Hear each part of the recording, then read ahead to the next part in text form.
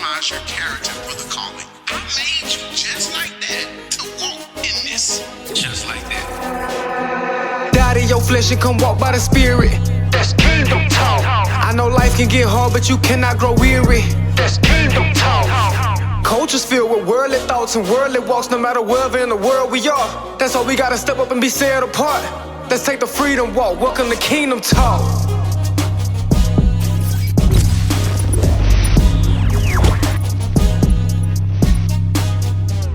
Yo everybody, what's up? Welcome back for another episode of Kingdom Talk.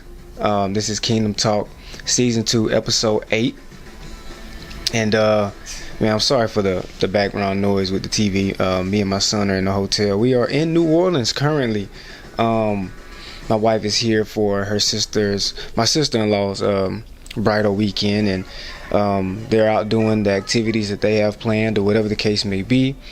And me and Emery are sitting here kicking it in the hotel, you know. So I brought my stuff. I was like, man, I'm gonna just go ahead, and while I'm here, I'm gonna go ahead and film. Just a little alone time to be able to just sit in this room for these 2 days and kind of process things. I took E out to arcade today, and then of course tomorrow we begin on the road. So not really 2 days, really 1 day, because yesterday we got in town. Went out to eat and everything, man, and just New Orleans is just a beautiful city, man. It's just a beautiful place to visit, a beautiful place to see. I know everybody hears about the spiritual aspect of New Orleans. There are some things here and some beliefs here and some practices here that you should be aware of, and be mindful of and be careful. But other than that, man, just the city as a whole, man, it's a beautiful place. Very, very cultured, man. You can't go wrong with the food. I'm pretty sure there are some places here where the food isn't, you know, what the standard is for New Orleans food. But man, you can't go wrong with the food, man. People are great.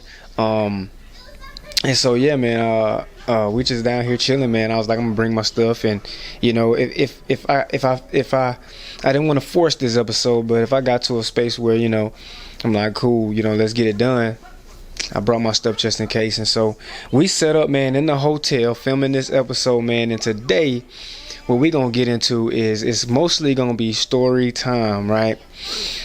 All right, so this is gonna be a really, really vulnerable episode for me, because I'm really gonna talk about purity, and what it looked like in my life, right? I did not remain pure and hold and stay true to his word. Now, of course, in my life, I was nowhere near with my stance how I am now. But yeah, man, let's just take it from the top, man. Because the more I try to be clear and explain certain things, it's like, bro, just go to the story and you will eventually get there. So all right, man. All right, so I'm gonna kick it off with kind of sound muffled. Let me get it up to my check. All right, yeah, so let me just start it off, man. I remember this is probably gonna be the weirdest part of this story right here. Is the very beginning. But I think it's very important because I have yet tried to process it, but also like I haven't thought about this. But I can remember at a very, very, very young age having a sexual attraction, as if I understood, as if I truly understood the nature of sex. Of course I didn't know. I know for sure, like, I didn't know what sex was, but this is why I say that it's very weird. And as I was thinking about talking about purity and sharing this story and just going all the way to now, that's something that I was like, I took note of. I'm like, bro, I need to think about that. And so this is what I mean by, I remember very, very young, and I'm talking about young, like 6, 7, you know. I remember being young, and not only was there an attraction there, like there was an attraction to women in a sexual way. And not only did I have that very strong as a kid, and I don't know why. Like that's the whole tricky part. And I guess, you know, I'm processing out loud right now because I haven't really even sat with myself and talked about it. I'm like, bro, I'm gonna get on this episode and talk about it. I really don't even know why. I to my knowledge, no sexual abuse growing up. To my knowledge, you know, parents was all about. My parents was hardcore, you know, they were loving and nurturing too, but they were hardcore. Discipline, you know what I'm saying? They were hardcore just all around, bro. Like they weren't playing no games, and they definitely had the way that they were grinding, you know, trying to make better for us. Like I'm already knowing, like they didn't have time to even be. But they weren't even. My mama was rooted in the church. My daddy was too, and so it's like, you know, I know you can't push that past people, but, and I say to my knowledge, but I know for sure, like there was nothing that there with my parents exposing any type of sexuality, any sexual perversion to me in any form or fashion for me to have this understanding or this attraction, right? Now, granted, I do think some of it was just normal, right? I think, you know, not to go into a certain conversation, but I think it's very normal for us to, like, be naturally attracted to the other sex. That's how we were made. That's how we were made to reproduce. That is the norm. I think the enemy starts to attack people mentally young and uses what he can around them to then pervert the attraction or even the thinking or understanding of it before you get to a place that you can actually fully understand, right? And we see how that looks for many. You know, you got a whole community out there where I said this in a previous episode, there's a spirit behind everything, you know what I'm saying? So, you know, the hindsight, I can look back and say that there was more than likely an attack. And being young, you know, and this is what I think about and why I know that there was this weird and just like, I say natural, but it was kind of unnatural now that I think about it, because there's no way at like 6 years old, you know, at 6 years old, like, you know, as a little boy, you know, anybody correct me if I'm wrong, it may not be your story, but it's like, I just feel like, you know that there's this thing that happens when you are erect, right? But you really don't know what it is, right? So I didn't know what it was. I didn't know, but I do know that there was this perversion about it to where I knew there was like a good feeling about it. I knew how to, not how to, I remember moments like, you know, and like I said, it's going to be a vulnerable episode. So I remember moments young as a kid, like having like a pillow and when those moments were happening, just kind of like grinding. And it's like, bro, I'm like, when I'm thinking back, I'm like, there was nothing there. Not my brother, not my sister, not my parents. No, like I said, no abuse that I know of. There was nothing that we were being fed or consumed. Technology wasn't even, you know what I'm saying? Technology wasn't even where it is now. It wasn't nowhere near close. And so it's like, you're not exposed to like adult entertainment or anything like that. And I'm just saying adult entertainment because we know how YouTube can be. I wasn't exposed to like adult entertainment. When no magazine. So, and growing up at that age, you know, because I did grow up in technology, but at that time it would have had to been like magazines or something, you know what I'm saying? None of that was around the house. On TV, you just had to watch what was on TV, and we know that there was some indoctrination going on. We know that there were different things going on and what was being placed on TV, but you know, I don't know where. I mean, like, but I can't say like it wasn't no influence from like the internet or anything that today can quickly cause a child or someone to get caught up in or get information that they shouldn't be exposed to, right? We had dial-up, bro. We had AOL dial-up, the whole you've got mail. Like, we had that. Like, it wasn't no surfing the web all day, every day, because the phone had to come down to get on the internet. You know what I'm saying? I think it wasn't until I think it wasn't until we moved into our apartment, getting ready to move to Greenwood, out to the country, that we first got like I think it's called DSL or something like that. Like, it wasn't until then that we came off of dial-up, right? And so, like, I'm just explaining all that to say, like, you know, my environment didn't embody anything that would have perverted my mind in that way. And so when I think about it now, like I said, I'm processing out loud. When I think about it, I'm just like, I don't know what existed to have had me attracted so strongly sexually to women in that way. And it may sound weird.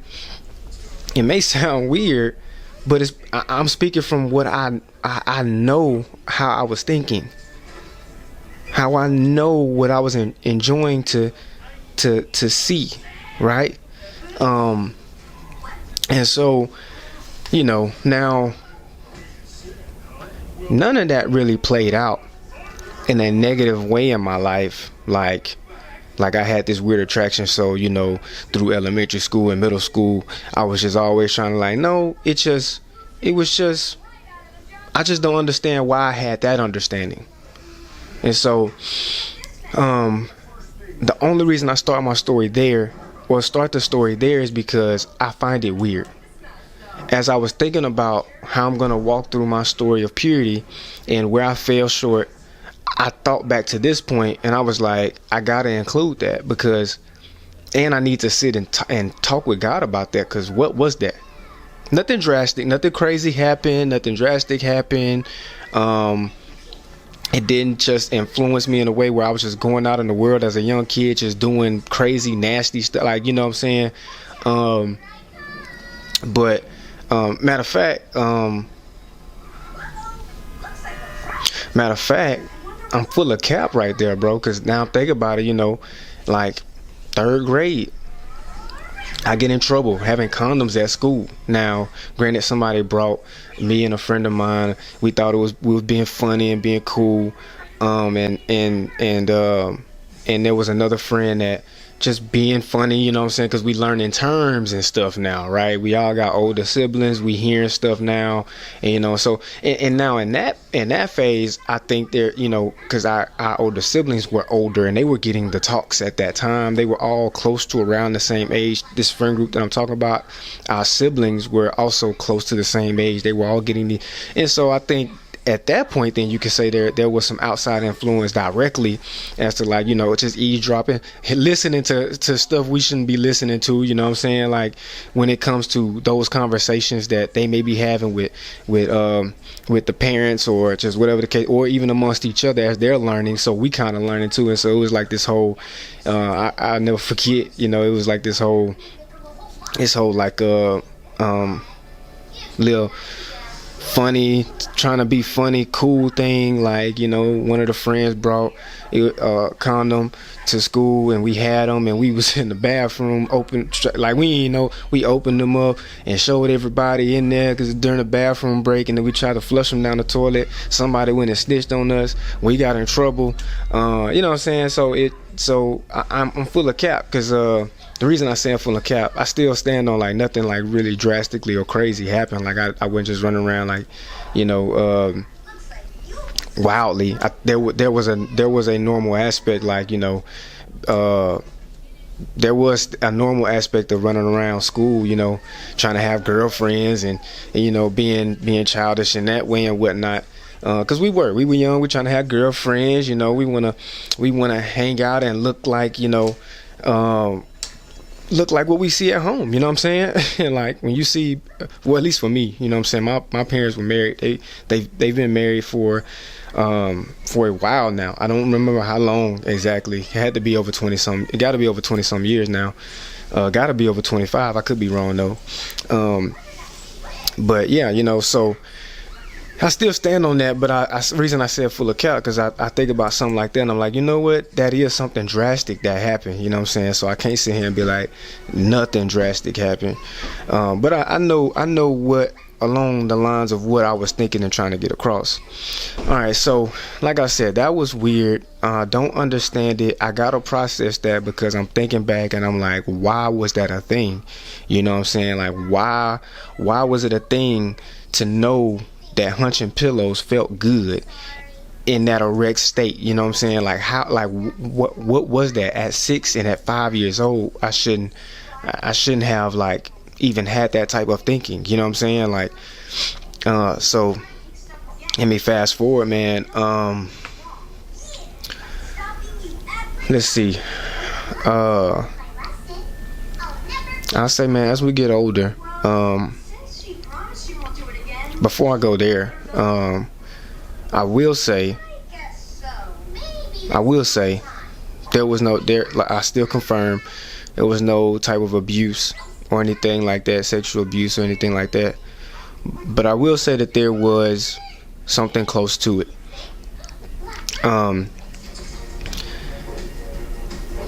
This person will remain nameless, but there was a particular individual that when they were in and out of jail, and when they would get out of jail, it would be a nice joke for him, quote unquote, to all of me, my brother, any of the boys, try to play the rape jail joke on us. So I vividly remember, you know what I'm saying, this individual would try to, now my brother, you know, he fight back, right? But he this is what he would essentially do to us. Like, he would try to make this funny joke about, you know, that in jail, grab us real quick, turn us around, and try to like pump, like, and it's like, I think back now, like, I remember I actually used to be frightened. I'm like, bro, I don't rock with that. Like, and you big, fam, like, but I would have never thought of that in the way that I think of it now in hindsight. Like, hey, that's pretty close to like sexual abuse. Like, I really feel like if all our parents and everybody wasn't inside and wasn't around and wasn't so many people around, like, I really feel like if you maybe had one of us one-on-one that young, like,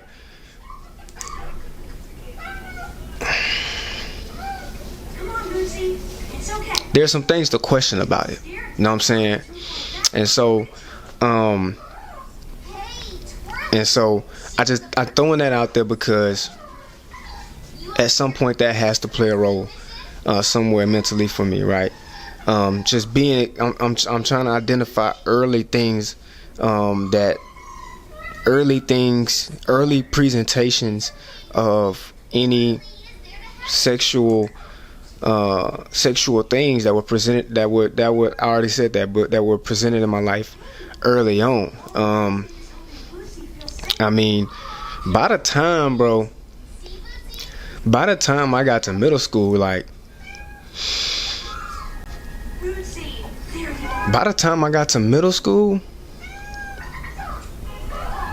bro, we was already real deal trying to lay down with women. And I know some people in middle school who did, you know what I'm saying?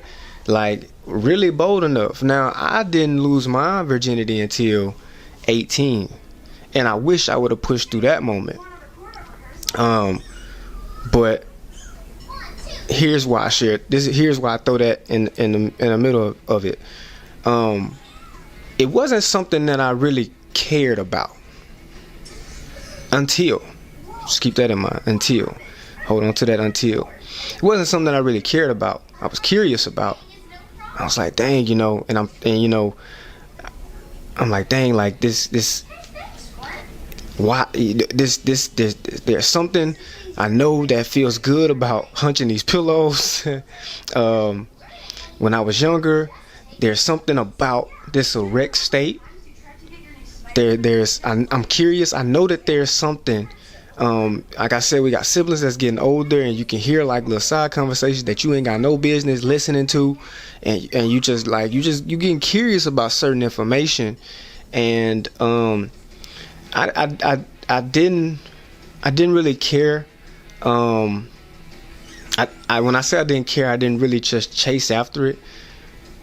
But I started to the way that things started to elevate. Like I said, I'm talking about like get to middle school, you got like people really aiming to lay down with folks and like really succeeding. And of course I was curious and would try to, but I also have always, I don't know if people gotta know this about me and I don't know if they could tell, man. I'm like J. Cole's song, and what's the name of that song? Y'all know what song I'm talking about, bro. That was me. You know what I'm saying? You can talk a good game because you really trying to fit in with everybody. And so you really only chasing it because everybody else doing it, and it's like it starts to become where you find value. Like if you ain't doing it, you ain't nobody, you ain't cool, you know. And it does get to a point where people do start to kind of like make the jokes about it. So then it becomes a place where you find value. At the same time though, I was very shy, and I had a reverence for home so much, for my parents, that I had that reverence carried over to authority in every other area of my life. That there were certain things. Now I got in trouble in school. I did stupid stuff, but there were certain things like I'm like, bro, I don't know how y'all can do this during this or do like I'm not risking it because something like that get back like. And so, you know, like there was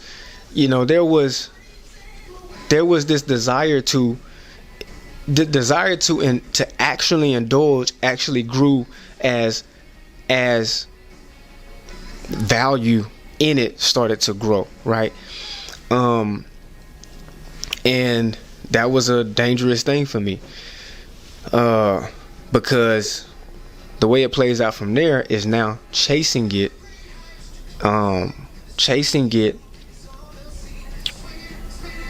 because it's where I find value at. I'm not cool if I don't sound like I've done it before, or if I've never done it before, if people know that I've never, you know what I'm saying, like value was really found in it, and at least that's how I saw it. What's up, E? I want to eat downstairs. You want to eat downstairs? What you want to eat downstairs?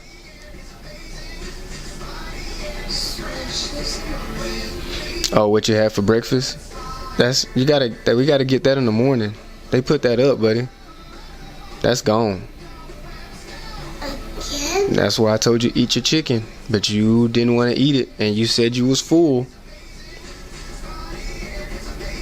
We gonna get some food, but you gotta wait now, because I done threw that chicken away. Okay. Yep. Freeze! It's team's fight. All right, go sit back down. Let me finish, okay? So yeah, it started to become this thing where it's like, if you ain't in my head, if you ain't did it, if you ain't with it, you ain't nobody. Like just keeping it G. So there then becomes this natural thing to not natural. There then becomes this chase to try to find a way to like, dang, you know. And then the curiosity is just steady growing. And then now you actually learning too. So it became a mess. You know what I'm saying? It became something that you really, you know. I was fortunate enough to even hold on till I was 18. And the fortunate thing about that is I get into high school. I go to a Christian high school. Even in a Christian high school, things are still going on. So don't get it twisted. Things are still going on. We still kids. People are still kids coming from public schools all over the place. You never know their backgrounds, you know what I'm saying? And I'm going to just fast forward a little bit more, because even through high school, you know what I'm saying?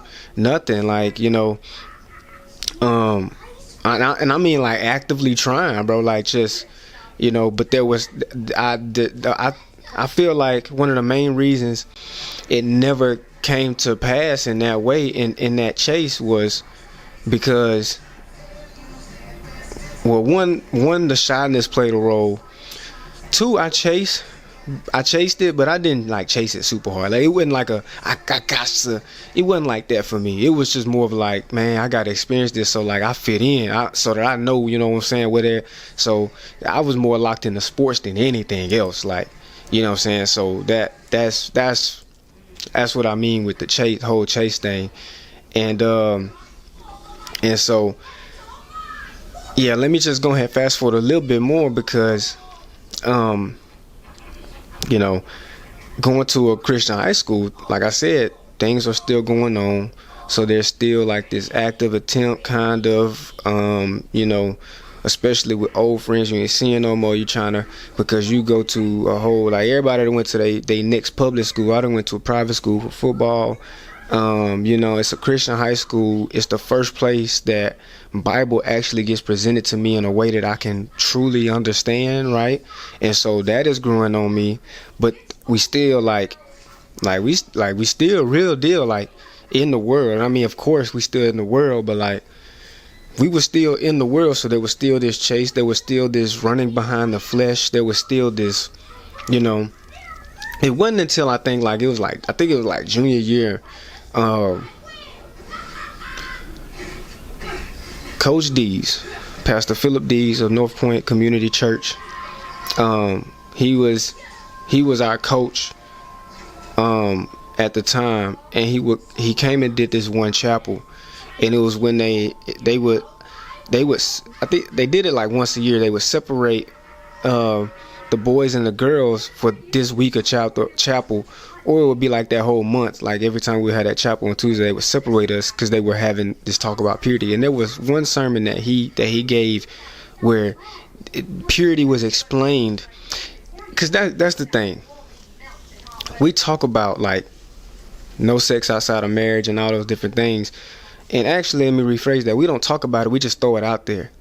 And so I remember hearing that growing up too. That's why it's easy to chase and know that it's like a sin, but like you kind of really disregard it because it's thrown out there, but you don't understand why. It don't make no sense to you. You know what I'm saying? Like, and not that it has to make sense to obey God, but you talking about kids that's surrounded by and consuming information in the world. So, you know, like, that was the very first time to be receiving some detailed information biblically about purity and the importance of our bodies and how it's sin against our own bodies, and just the whole sexual and moral nature that is out there. Like I didn't know nothing about sexual immorality. All I knew was no sex before marriage. And really is outside of marriage, right? So before marriage fits inside of that outside of marriage box, but saying sex outside of marriage is so much more important than saying sex before marriage, right? Because sex outside of marriage implies a lot more than just sex before marriage. That's a whole different conversation for another. Actually, it's not a different conversation for another day, and I'll probably come back to that. But it was a sermon that he gave for us for chapel, and he really walked us through. And I remember that day saying, you know what? You know, I remember telling myself, you know what? I'm saving myself. But I was also fooling myself because I made the decision to save myself and thought that I could portray to the rest of the world, because remember, I was finding value. Like if you hadn't done it, then you ain't cool, you don't fit in. You know what I'm saying? So I'm like, I make the decision that I'm saving myself, but then I want to walk in the world as if I fit in with the rest of them. Nothing against them. Nothing against anybody, right? That was a whole internal thing with me. I wanted to fit in, so you know what I'm saying, I want to make sure I'm cool with everybody. Like I'm you know, instead of being authentically me, instead of walking in the decisions I truly made for myself. And so the reason I say I'm fooling myself, because I'm playing with fire, thinking I ain't gonna get burnt, thinking I ain't gonna lean into it, thinking I ain't gonna, you know, get if the opportunity presents itself, because I'm talking like it, I'm walking like it. Even though I made a decision, I'm talking like it, I'm walking like it. I'm gonna walk and talk my way right into a situation where it's like, well, what you gonna do? And I went through with it. Bro. And from there, it was all downhill. It was all downhill, man. My my next encounter sexually after with this specific person, my next one was an even worse situation. Hindsight. Freshman year, college. Hanging out, and it was my first time like drinking. For one, underage, shouldn't even been drinking. Two,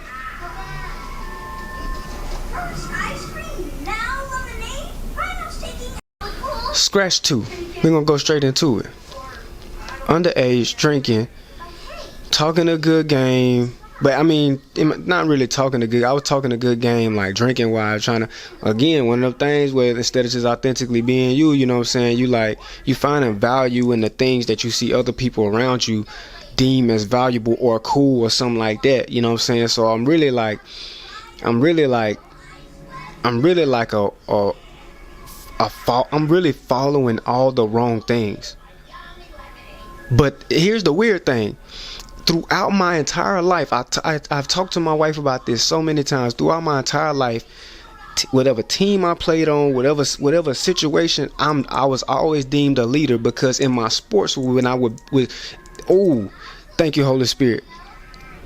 Oh, that's what he just showed me, because of everything I'm just saying. When it came to sports, when it came to these organizations or anything that I was a part of, it was the only place I felt safe enough to be authentically who I am, locked in, focused, and wasn't none shifting that. When I was out in the world and just in school and just in, oh man, I wanted to fit in with everybody else. You know what I'm saying? So I guess the way to break that down is when it came football, it's like, hey bro, we don't do this, we don't do that, we gonna be great, we gonna work hard, and we gonna go win this championship, and we're gonna listen to coach, we're gonna be disciplined, we're gonna be a student of the game, and we're gonna do what we gotta do. You know, it's hardcore, it's a sport. When you're out in the world, everybody doing their own thing, and you trying to figure out where do you fit in, and I was just following. So it's crazy because I had this aspect where all my life I was always considered some form of a leader, you know what I'm saying? But in my followership, I followed horribly. Not horribly as in I wasn't a good follower. Like, in terms of, like, you know how they say, like, a good leader is someone who knows how to follow well. I was choosing to follow the wrong things. Instead of authentically walking in that leadership role.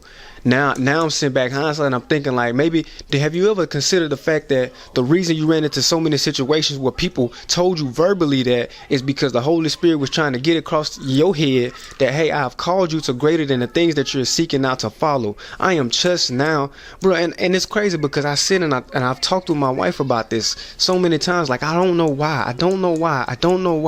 Every time in this situation, and on this team, that team, I was considered some form of a leader. And I'm just now in this episode, I'm just now having a moment where stuff like that just clicks for me. Ooh, alright.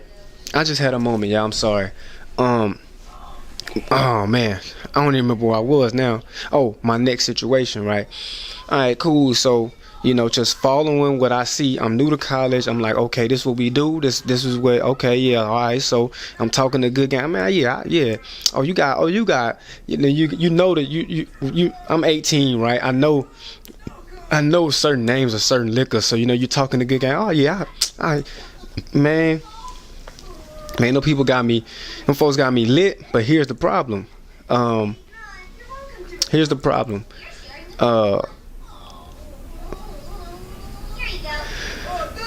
The folks got me lit, and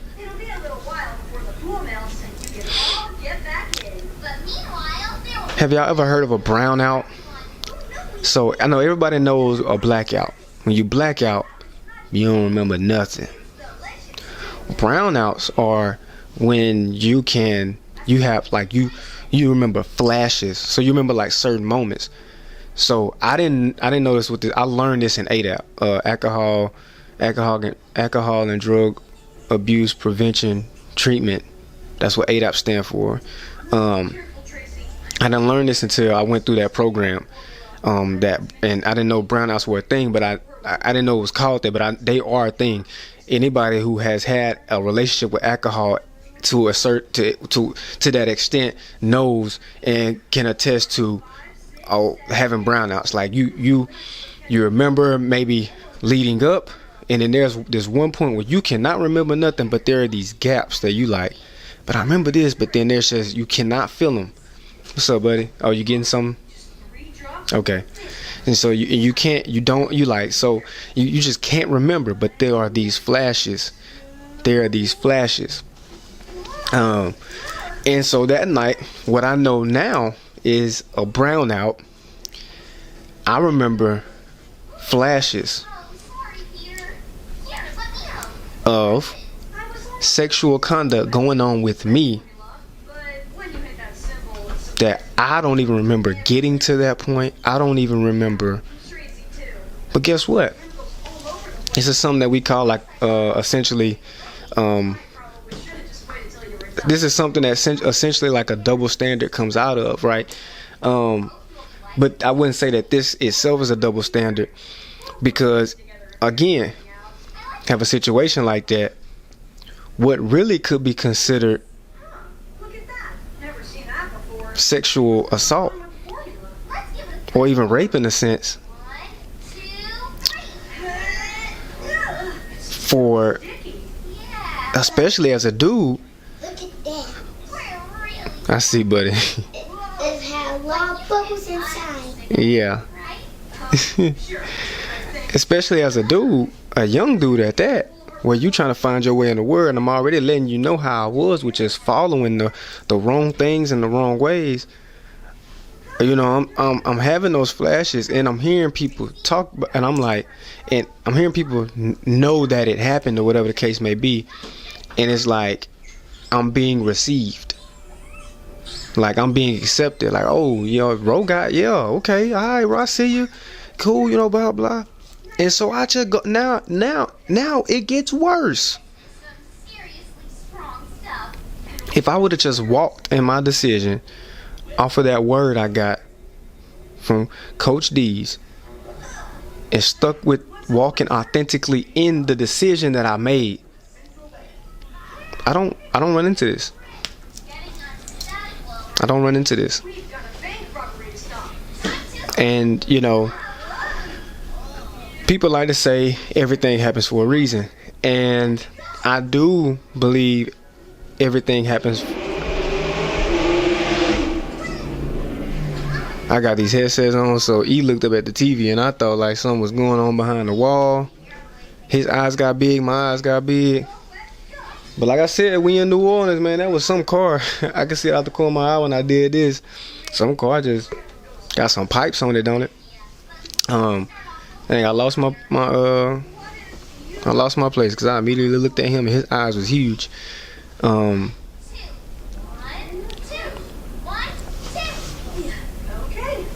Yeah, I forgot where I was. I mean, I know where I am in the story, but yeah, if I'll start with this. If I would have just stuck with and truly submitted, and you know, and the problem is, that's where I was at. I do believe everything happens for a reason to a certain extent, because, and the reason I say that is because there are a lot of decisions that we make that we basically not accepting accountability for. So we just make a bad decision, deal with the consequences of it, and be like, you know what, you know, God allow everything to happen for a reason. No, you chose that. You chose that. Now there are gonna be things that come into your life that you ain't had no control over. Fair game to say, hey, God, everything happens for a reason. You know those things about whether you had control a part in it. If I choose to drink and drive, I get pulled over and go to jail. It ain't no God. God makes everything happen for a reason. I chose that. I can't be like and can't even get an enemy credit. The devil busy. We love to throw that out there. The devil busy. He man, I chose to drink and drive. And the only reason I gave that example is because I've had to process this with my DWI situation.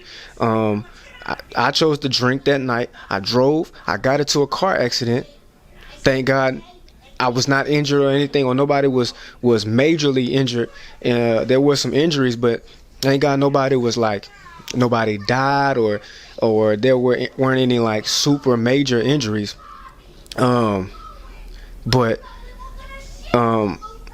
But like, yeah, what does it look like for me to be like, you know what? No, God, you know what? I ain't even tripping on it. You know, I ain't, you know what? I ain't even gonna get mad about it. You know what I'm saying? Because we'll do that. We'll get mad. Man, you see the cops, he should have been worried about helping me. He over there trying to test me. He should seen me get in an accident. The first thing, I'm black. That's what it is. He wanna look for this. No, fam. He opened that door and probably smelled that liquor. Like, oh, this is why the wreck happened. Yeah, let me test you. So that's what we tend to do sometimes. We tend to look at everything else and we find these excuses, and then we be like, you know what, I ain't tripping because, you know, God let everything happen for a reason. No, fam, you did that. You chose that. God didn't do that. He had no parts in that. God actually wanted you to do this, and you left outside of the parameters of what He want, of where His protection lies. If you follow where He wants you to go, once you step outside His parameters, it's you. I mean, he ain't gonna just not protect you, but like He like, right here, I got you. But when you decide to, you know what I'm saying, you choose it. You choose to walk away from me. And so, you know, that's why, you know, I go back and I say something like that. I don't. Maybe I have other experiences. Who's to say? I'm hypothetically speaking at this point, but if I stand strong and walking authentically, one, in myself, knowing what my identity is,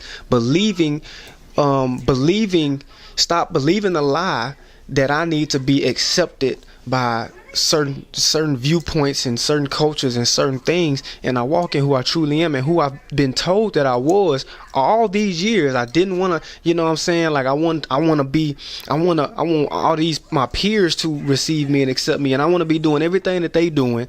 If I wasn't walking in that, and if I stand strong in that moment, or in that, from that word, I made that decision to say, I'm gonna save myself.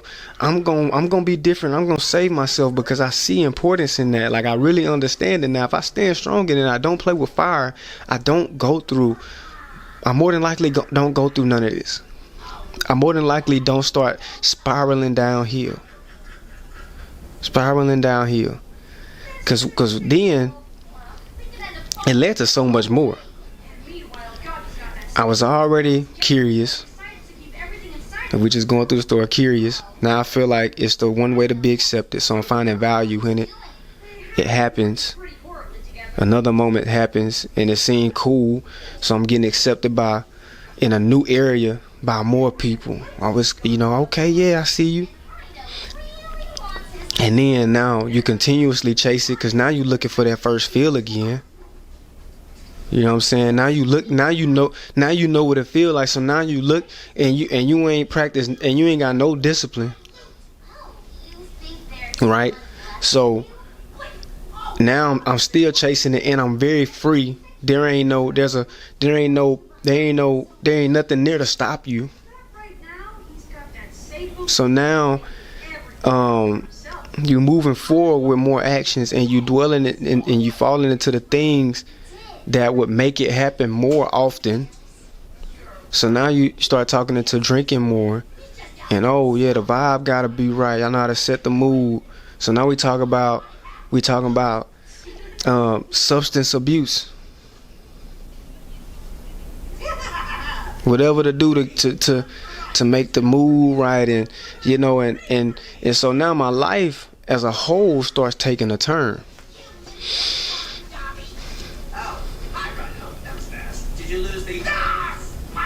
Now, there are a lot of other things that play into my life spiraling downhill before I decided to join the Air Force, because I needed a drastic change in my life, right? I needed a sudden change. I was like, man, this ain't it. And I got to a point, I'm like, this ain't it, bro. What am I doing? I'm tripping. What am I doing? But before then, you know, it was a lot of things, but I can go back to that one specific thing, and it's like, bro, if I save myself, I'm not in a lot of situations. I'm not in parties the same way. I'm not leaving parties the same way, chasing something. I'm not in certain environments.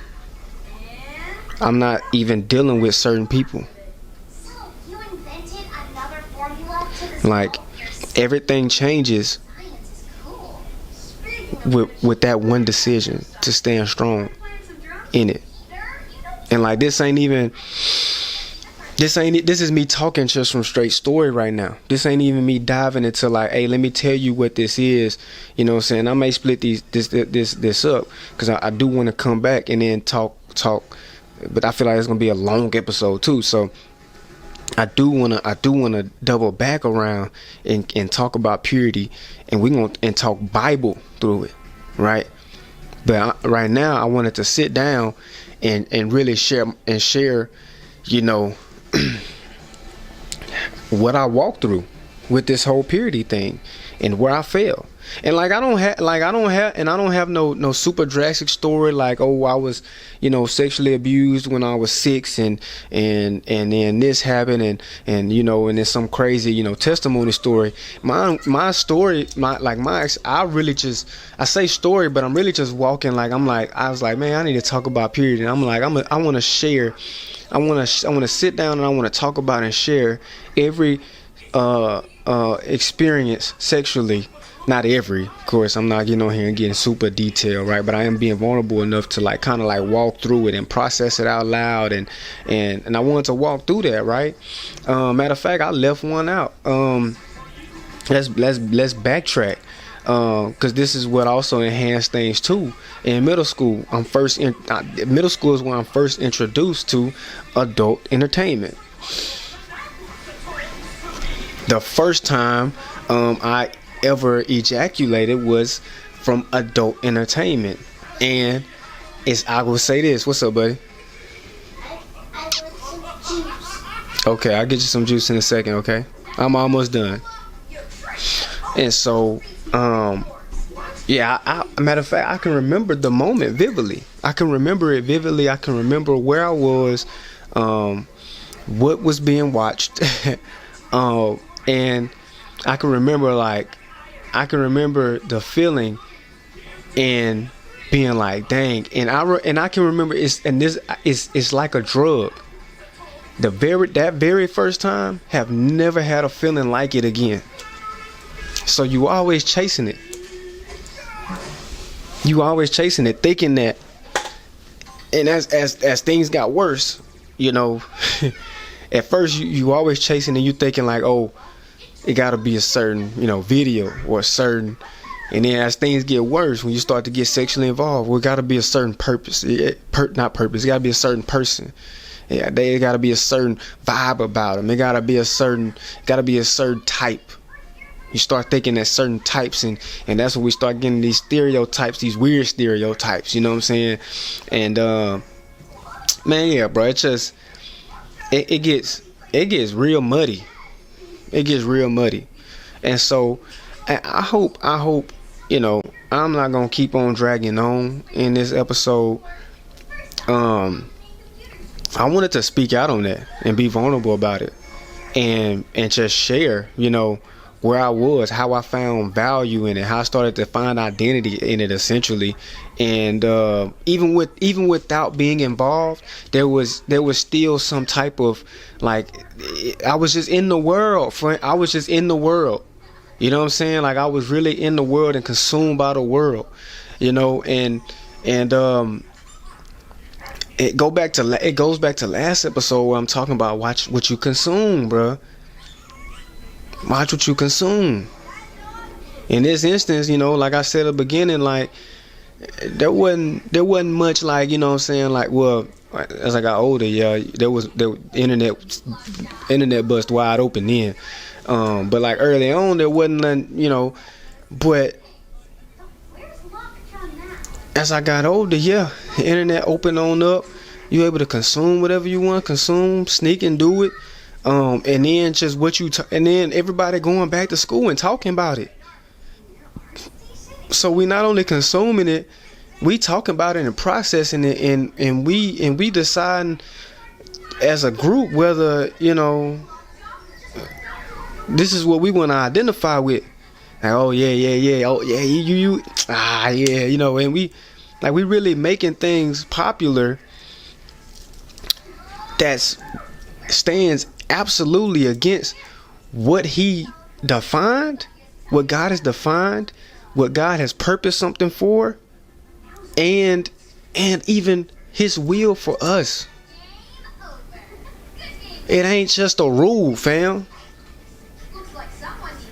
Sexual morality is not just a rule. It's not just a rule. Like, it's so much to the point where diseases can come from it.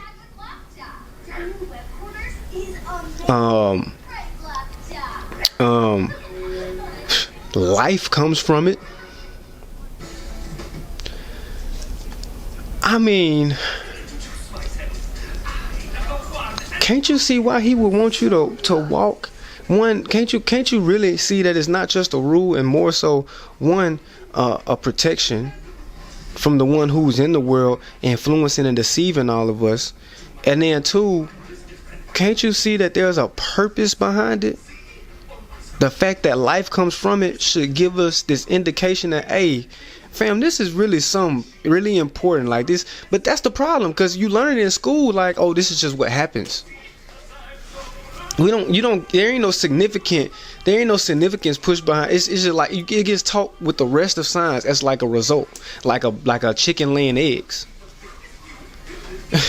Like it don't get talked about in a way, in the way that it should, with the power that's behind it. And so it just fits right on into our lives. It's like, oh, you know what I'm saying? Like, yeah, man, God made it. And I don't know why we used to say stuff like that. Because if God made it, then if you're going to go by God made it, then you need to go by what did God intend for it too. And if you got a problem with what he intends for it, then you need to throw that God made it out the window. But you can't, because you know God made it. You just don't want to seek his intent and his will for it. So, yeah, man, it's getting dark and I got my son in here, and really want to start closing these blinds. We down here in New Orleans, so I'm gonna go ahead and just wrap up this episode, man. I'm gonna do a part 2. So this ain't over. I'm diving back into this.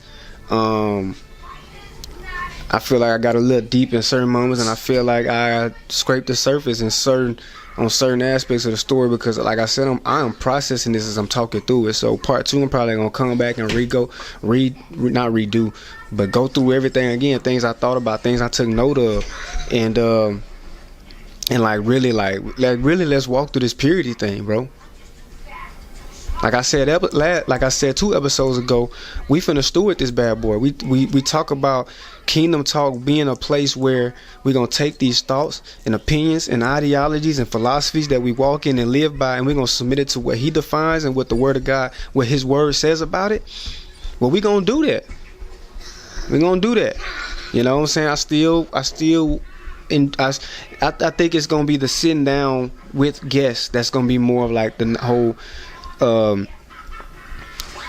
not like premeditated thing, because we can sit down as guests and we can have a conversation. When I'm sitting here, we're gonna talk about these specific things.